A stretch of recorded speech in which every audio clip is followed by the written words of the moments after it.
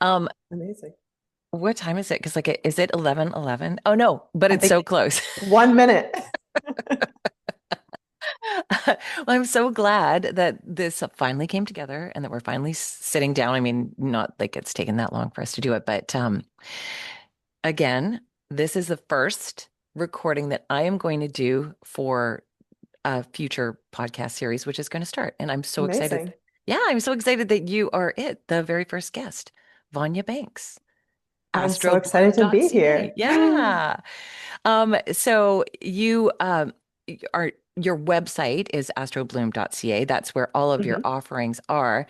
But I was introduced to you as a lunar astrologer. You're so much more than that, though, right? Yeah, Can you yeah, go into your list of modalities and things that you are totally into? for sure. I'll try to keep it concise.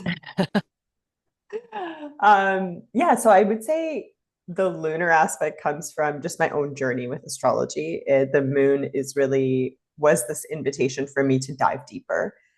Growing up, I was always into astrology, and I identified as a Virgo sun, my horoscope sign.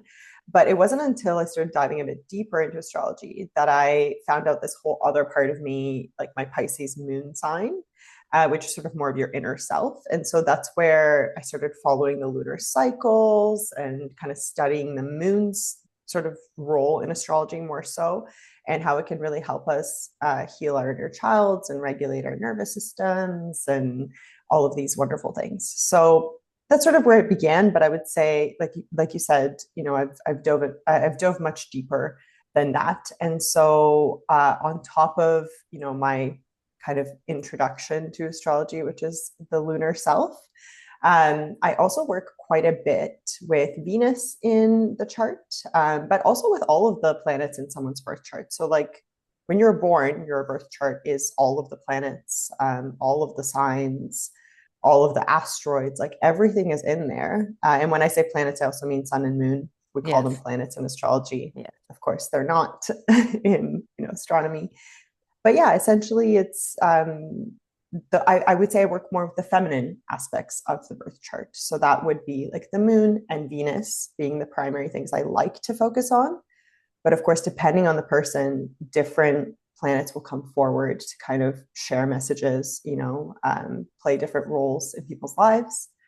And then, of course, the final thing that I know we talked about before as well was, as I'm someone who does live quite nomadically in this period in my life, and someone who likes to explore and travel and all of these things, astrocartography is also something that I weave into my work. So that is how our chart evolves as we move geographically as well.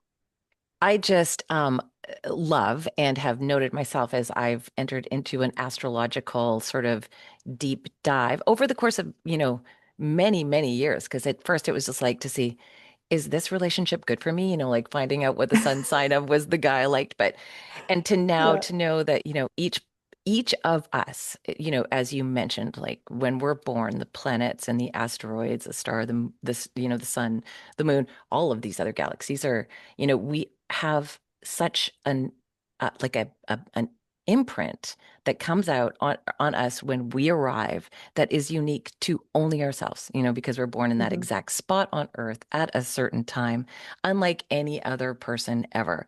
So it's as unique as our fingerprint, our astrological world. And that's where I find it so fascinating. And like you mentioned, for you, it was this discovery of how much the moon had this impact on you and then the rest of the planets. And I'm just really excited because you've done my chart and I feel like really selfish and awful that I get to do this first, but I would love to find out what you found out about me from my chart. Yeah, of course. We can get into that right now if you'd like. Sure, why not?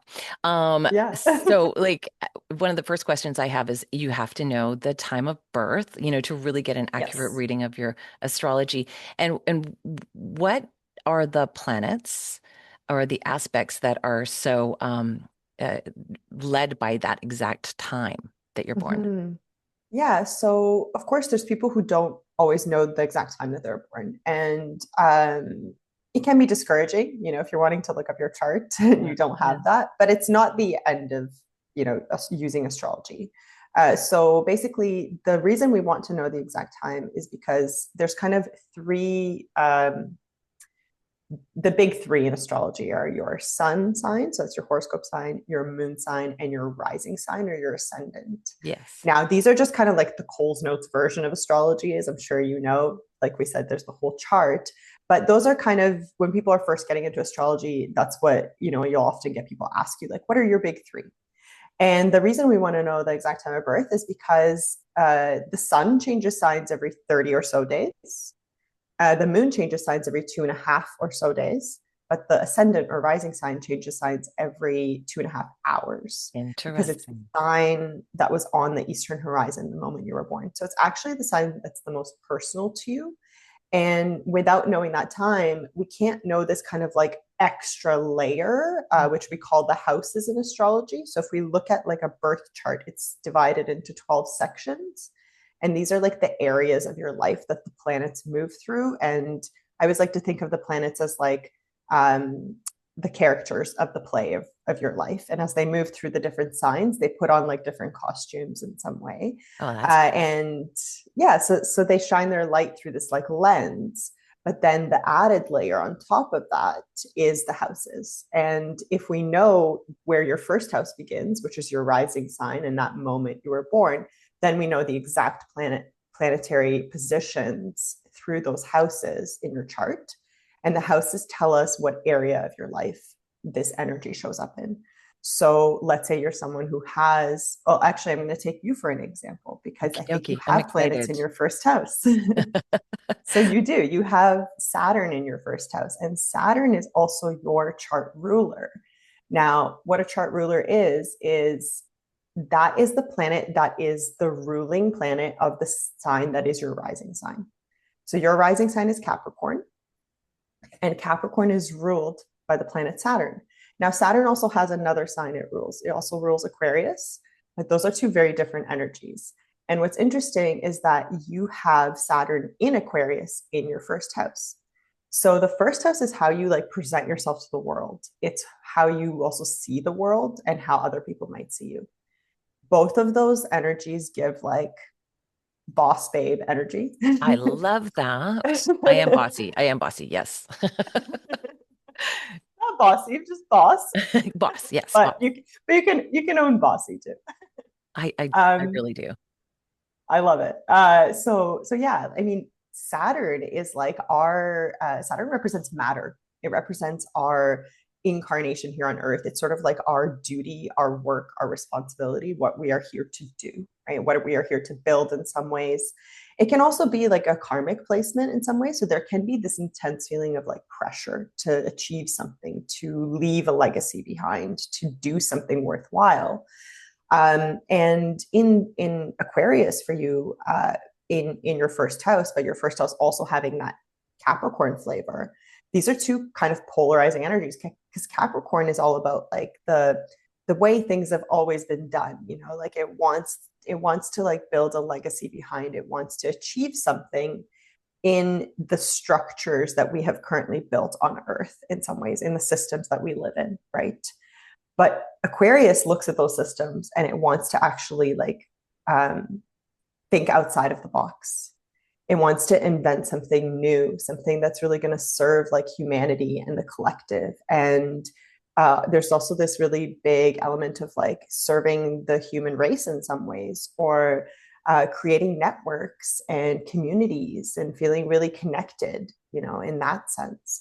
So Hmm. there's almost like there's this drive and this like responsibility to build something. And that something has a lot to do with, yes, a legacy in some ways, but also like community. And I think it's really like a worldwide community as well. We're talking on a large scale when we talk about Aquarius. I feel it. I feel like it's the dawning of the age of Aquarius. And Well, yeah, I'm I mean, not we even joking. are. Yeah. Yeah, yeah, we are.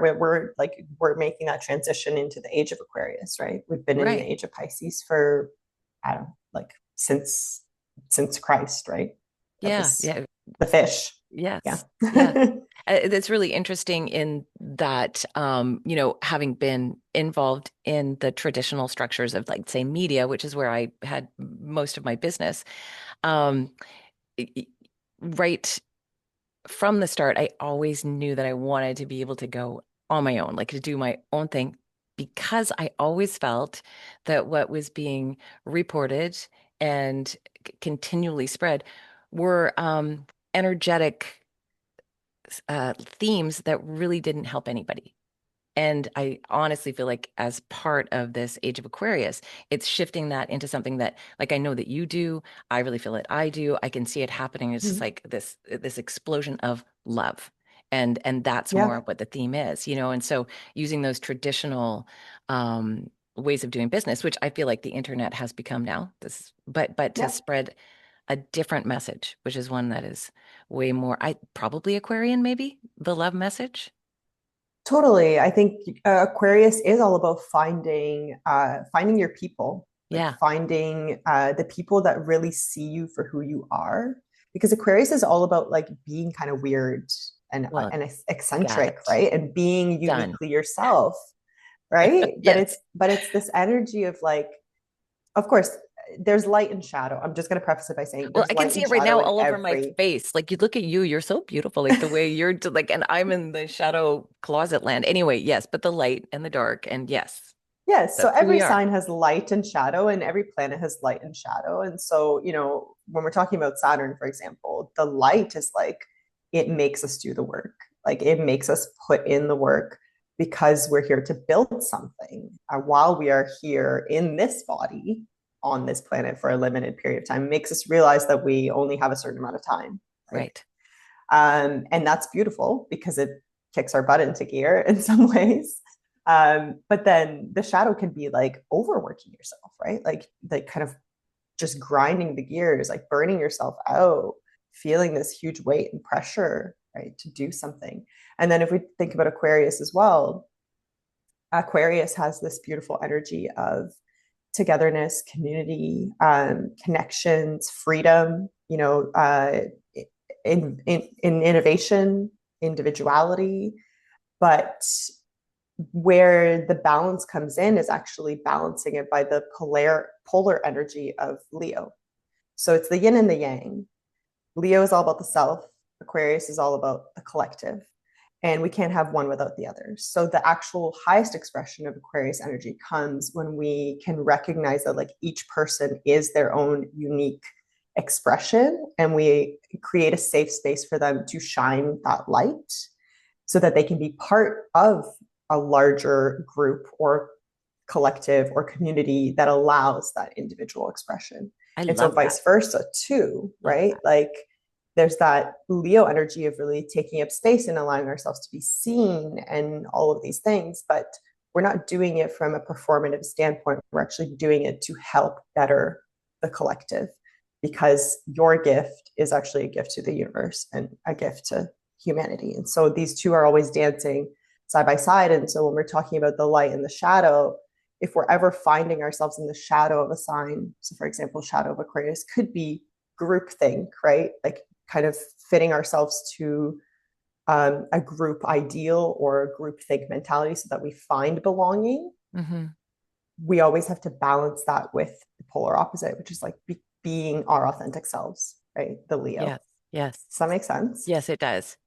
And so, so with my Capricorn rising, Leo moon, um, Mm-hmm. that also probably goes together in the way that I will want to show myself. Like, I'm just making this up. Like, I'm not afraid to walk into a room and just, let's say, shine bright. Do what I mean, because I don't really Mm-hmm. know how else to say it. I feel Yeah, like, no, is that right? Is that true? Is that how it for is? sure. Yeah. And so you've got your Leo moon in the seventh house with Mars there as well. So there is this Mars is what allows us to kind of go forward, right? Assert ourselves. It rules like the blood in the body. So if you Oh, think about interesting. like it's the pressure that pumps the thing that keeps you alive in some Huh. ways, right? Yeah. So it's this like self-assertion energy. And in a fire sign too, it does quite well. The moon in Leo also really has this need, because the moon is your inner world, right? It's how you feel safe. It's how you take care of yourself, how you regulate your nervous system, how you express emotion. So there's this need to be seen and to be allowed to self-express and to take up space and to shine your light. And so if we think about like your formative experiences, perhaps, or your childhood, like was that need met in some ways? And that creates your relationship to that need that you have. And so often when we're looking at Leo moons, it's like, do you allow yourself to shine? Do you allow yourself to take up space? And then also coming back to like, are we doing it to perform, to please others? Or are we doing it because it's an authentic expression that is coming out of us, right? Mm-hmm. So there might always be this balance of like, okay, wait, who am I doing this for, right? Is this Yeah. for me? Or is it because of the reaction I'm getting? And I mean, I totally resonate with this too. Like um, I have different placements in Leo and Aquarius. So it's something like from past lives, I have a lot of Leo energy. It's something I always have to kind of check in with myself about. Wow, that's so interesting. And I do know for sure, like a lot of what I did in my past were, I knew from the time I was 5, I was going to be a DJ, as in on the radio, playing the music, talking about the songs. I just knew like that was what I wanted to do. I for Mm-hmm. sure did it. But I really do believe that part of the reason, most of the reason was because I was seeking attention for sure. Because as a middle child in a very boisterous household, I kind of got, left in the background. So I found my ways to like be seen in other areas for sure. For sure. Yeah, Yeah. yeah, totally. You carved that path for yourself because it's something that you needed, Yeah. I don't think right? I need it Yeah. anymore. Like I've definitely moved away from that because I Mm-hmm. found my own fulfillment in other ways. But yeah, for sure. In the formative times of my life, I was definitely doing that. Interesting. Yeah. Yeah. Yeah. Okay. So, what else? What else is in there in that little chart of mine? Yeah. Anything I mean, cool? there's so much. Yeah, there's lots of cool stuff. Definitely a few things that struck me were, of course, your Scorpio sun, and you've got Mercury pretty close to your sun, as well as Neptune, and an asteroid that I've really been enjoying connecting with lately called Eros. So Eros is actually represented by like a heart with a little arrow through it. And so Yeah. it's kind of the Cupid, essentially, Cupid energy. Cute. And I mean, if we're kind of clumping all of these, because whenever planets are next to each other, they sort of meld energies. So if we put all of these aspects together, we have your life force energy, your sun shining brightly, right, in Scorpio. Scorpio is quite perceptive. It's sort of the detective of the zodiac, right? It likes to go deep. It doesn't like surface level. It wants the truth, Yeah. right? Which makes sense, what you were saying earlier about how you didn't find that you fit into the old structures, maybe Hmm. of the Hmm. media world. Now, Scorpio in and of itself is already quite a passionate sign. It wants to be driven by passion. Whatever it's excited about, it wants to dive really deep, whether that is, a topic, a relationship, I don't know, anything, right? Yeah. And it doesn't do surface level. No, I don't. I don't uh, like small talk. I don't yeah, want to talk about the weather. Like I don't care. Just say, yeah, I mean, yeah. it's I it's know. funny. There's clouds. I don't care. Yeah, exactly. So we own our depth with Scorpio. That is, I would say, lesson number one. We often maybe live with a bit of a shadow of I'm too much, Yeah. for certain people, perhaps, right? Like Yes. I'm too intense, I'm too passionate, I want too much from life. Like, why can't I just be happy with maybe the normal kind of quote unquote life or Yeah. whatever? So yeah, we own our intensity and we accept that we are not too much. It's just maybe sometimes No. other people are not enough. There you go. They just don't understand. Exactly. They're just not on the same frequency. So that's okay. Yeah. But then we've got your Mercury there. And Mercury, of course, is the messenger. Mercury is the god with like the little feet. So in Roman mythology, he has little wings on his feet. And so he is able to move between like heaven and earth and the underworld. So he brings messages from all realms. And in Scorpio, he's very intuitive. So there's this element of like, again, depth, right?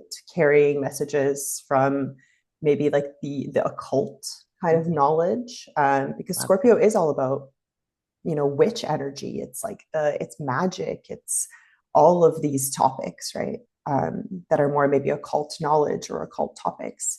And having Mercury right next to your sun, it really brings focus to the voice being a main form of expressing your life force and also what gives you energy, right? Mm. And I think there's often like sound that comes through with Mercury, sound healing, music, of course, speaking, writing, all of these things that become really key for expressing your life force energy, but also what fills up your cup in some ways. And then we also have Neptune, and Neptune is this sense of like spirituality, right? This like togetherness. This Neptune is something that dissolves boundaries, and it reminds us that we all come from the same place. We all return to the same place. So there's this really deep level of like interconnectedness and and faith and spirituality and just like sort of unconditional love that comes through your energy, right? And wanting to connect to something bigger and wanting to connect to others. And then Eros being there, I think it just kind of adds this extra flavor of like passion and yeah, just wanting to like to soak up like the pleasures of life, of being on this earth in this body. And all of this comes through for you in the ninth house. And so the ninth house is the house of like higher kind of education, in the sense that it rules like personal philosophies, belief systems, travel. So it's anything that expands your worldview Mm. and how you see the world. So oftentimes it can come through in, yeah, like being a continuous student, always learning, always looking for ways to expand your horizons, whether that is literally or metaphorically. So Yes. you're always like looking for ways to grow. It's traditionally the house that's associated with Sagittarius energy. So if you think about Sagittarius being like the centaur aiming the arrow at the truth, but it's not so much like the destination. It's like what's the journey that we are on, and how do we enjoy the journey for what it is, Mm. and just grow along the way and accumulate wisdom and experience along the way that at the end of the day shapes how we then see the world. Hey, Vanya, have you been reading my journal? It's like, what? How do you know me so well? That's amazing. Like, that's really, when I just think about it, the fact that, talking about my voice, I am a voiceover artist. That's, what I do and what I have done for years. And also just being able to uh, introduce people to new ideas, through the other forms of media that I have done as well. It's like, wow, amazing. And I am a big lover, period. I just really love everything, like rocks, moss, whatever. Yeah, I'm overwhelmed by my feelings of love. I really, truly am. It's so cool. And you found totally. all of that. Yeah. And I Very mean, I amazing. think we can build on it too, because the other thing that I wanted to mention, because I know we were talking about Virgo, and I just think, I don't know when you're going to be releasing this episode, but like right now, when we're recording it, we have the eclipse coming up in Yes. Virgo. Yes. And it's the 29th degree of Virgo on September 21st. So just a few days. The 29th degree is a really like critical degree because it's the last degree. Each sign has 30 degrees. And so it's this period of like integration and like this like end before the new beginning. And the reason I bring this up is because you do have quite a bit in Virgo as well, but it's in a house that is ruled by Scorpio. So it like adds even more Scorpio energy to even other placements in your chart. But basically, because you were talking about love, I wanted to bring this placement up because it's your Venus and your Pluto, and Uranus that are in Virgo. And this eclipse is moving across, particularly your Pluto and your Venus. Now, Pluto is a generational planet, so it's not as personal to you, but when it's touching a personal planet like Venus, Venus being your values, how you connect to others, it rules your relationships, also rules at the end of the day, the core thing it rules is kind of like self-worth. It's like, what do we believe we are deserving of? Mm-hmm. And in that sense, it shapes our experience in love and money because those things are very related to what we feel we deserve. So this eclipse is moving right across that for you. And I think you're in this period of like really perhaps integrating some lessons since particularly like end of last year, beginning of this year around what do you truly value, right? When it comes to relationships, when it comes to maybe why you're doing what you do, right? Mm-hmm. And how do you kind of clear space and maybe let go of things that are not a great use of your like creative sexual energy, right? Because sexual energy is creative energy, is spiritual energy. And it's like, how do we use that like sacral chakra energy to birth the things that we want to birth into the world and manifest things that we want to manifest? And Virgo is very practical and very discerning. So Virgo wants to know, what am I doing with the energy that I have? And what is actually in alignment? Sorry, the dogs are going to I bark don't for a little mind at bit. all. I don't mind at all. I'm currently pet sitting, I and love it's a that. new experience for me. I love that. I love it so much. And I just want to add one more thing is that I only have, this is only a 40-minute Zoom link and it might end soon, which makes me sad. And so Oh we, no. so we will have to, like, I will want to pick up where we Yeah, for left off. sure. Unfortunately, I can't do it today because we have to go catch a ferry to look after the grandchildren. See, Oh, and I totally okay. feel like that's exactly what you're talking about in terms of the fact that I have given up most of that energy to looking after my people who I love very, very, very, very, very much. But Mhm. I did it.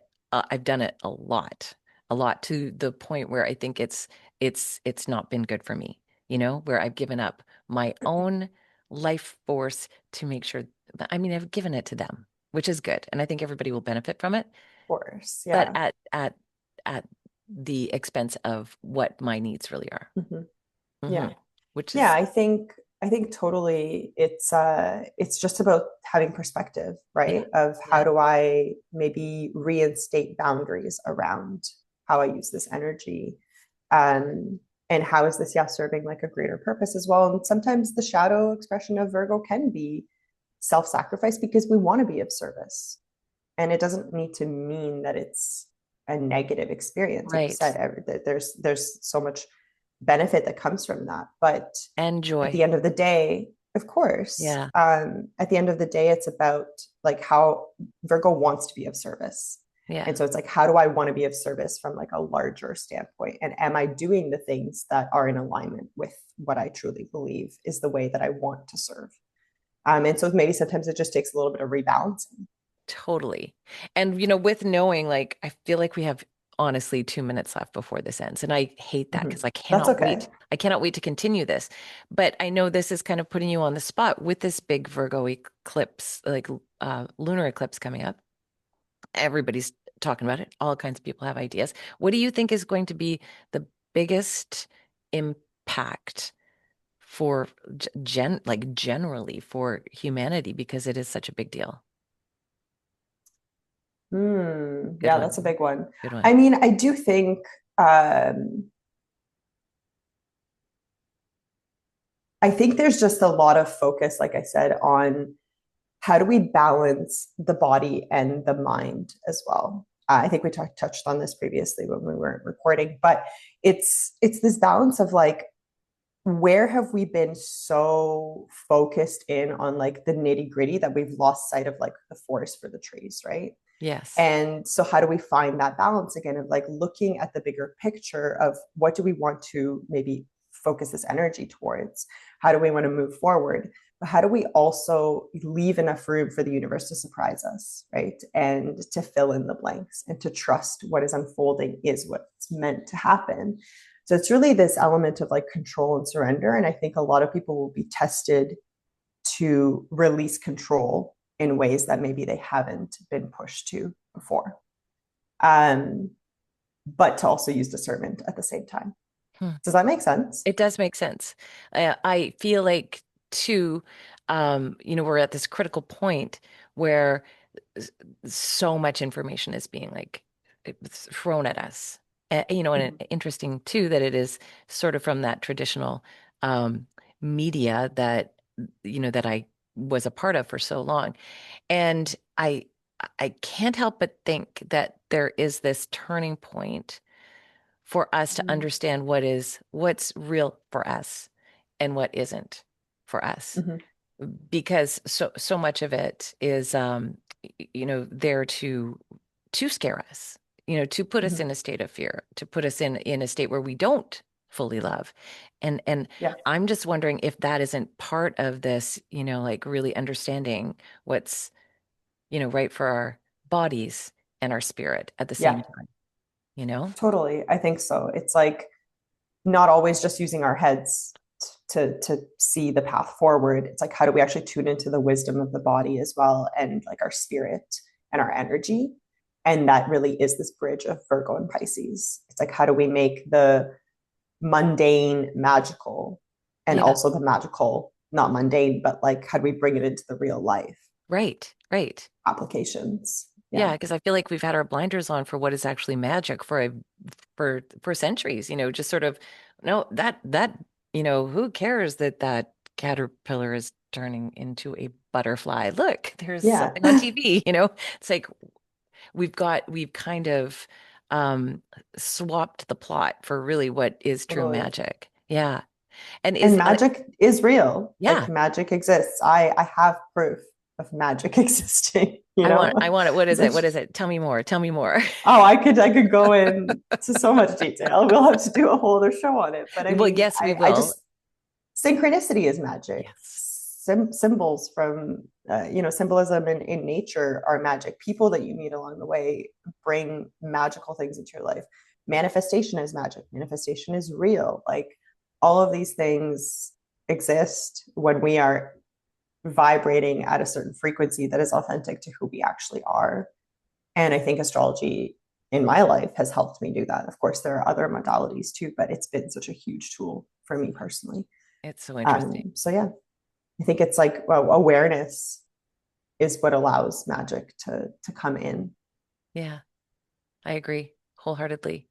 Mm-hmm. So what can you recommend people do as we prepare for the eclipse? I mean, like, I think it's what they say that the energy has already been affecting us and will Yeah. for many, many months to come. But are there steps that we can take to be fully prepared to really get the most out of the changes that are going on?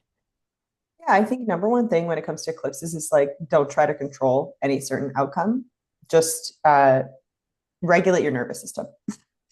Virgo eclipse, spend time in the forest, like lay down on some moss, meditate, take care of your body, eat well, move your body, but also do something that helps you feel connected to something bigger. That's the Pisces polarity that we're being invited into, the Pisces North Node.